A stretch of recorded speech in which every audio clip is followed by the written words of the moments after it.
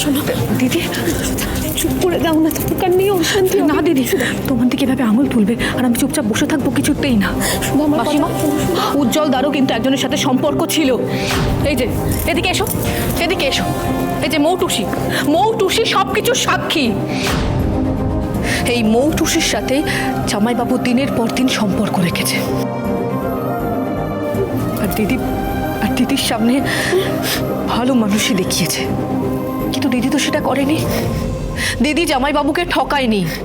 এইসব বলে ভয় দেখাচ্ছ আমাকে? না মাসিমা, ভয় দেখাচ্ছে না, আমি মনে করিয়ে দিচ্ছি যে দিদি একা নেই, দিদি রাস্তায় অসহায়ের মতো পড়ে নেই। দিদির পাশে তার পরিবার আছে, তার ভাই আছে। আর আপনি ভাববেন না দিদি আপনার বাড়িতে যাবে। আপনার এই মানসিকতা, আপনার এই নিজ মনের কথা জেনে আমরা দিদিকে আপনার সাথে ছাড়বো? কখনো না, দিদি কোথাও যাবে না। এই মেয়ে কি বলছে দাদা? শ্বশুর বাড়ি যাবে না তো কোথায় যাবে জ্যোৎস্না? আজ থেকে দিদি আর তার সন্তানের দায়িত্ব আমাদের। হ্যাঁ, দিদি কোথাও যাবে না, আমি যেতে দেব না। চুকে চুকে মেয়েরা আর অগ্নি পরীক্ষা দেবে না, অনেক হয়েছে। যে পরিবারের বড় বৌমা ডিভোর্সি, সেই পরিবারে এর চেয়ে আর ভালো কি হবে? দোলন, আমার ধৈর্যের বাঁধ ভেঙে দিও না। মাসিমা, এই পরিবারের পতন কিন্তু শুরু হয়ে গেছে। যেদিন এই ডিভোর্সি মেয়েটাকে বাড়িতে তুলেছেন আপনি, আপনার ভুল সিদ্ধান্তের জন্য এই পরিবার কিন্তু এবার ভুগবে মাসিমা।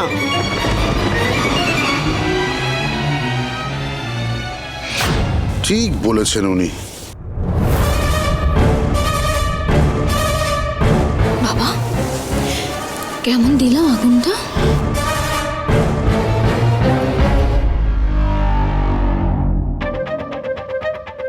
অনেকবার বেড়েছিল সুধা। মা এবার বুঝবে কার জন্য বসু মল্লিক পরিবারের এই অবনতি। ঠিক হয়েছে, এবার দেখবেন কি করে আপনার এই পরিবারের ছেলে মেয়েদের সর্বনাশ হয়। ওই মেয়ের কালো ছায়া পড়েছে এ বাড়িতে। যে মেয়ে নিজের বিয়ে টেকাতে পারেনি, সে একটা সংসার সামলাবে কি করে মাসিমা? এলাও, এটা রাখো। আর যত চাই যখন চাই তুমি আমার কাছে আসবে, পেয়ে যাবে। আর তুমি আগে আমার কাছে আসতে পারোনি? হ্যাঁ, আরে যতই হোক তুমি আমার পাড়ার পুরনো লোক, আর তোমার জন্য আমি এটুকু করতে পারবো না? সে কি?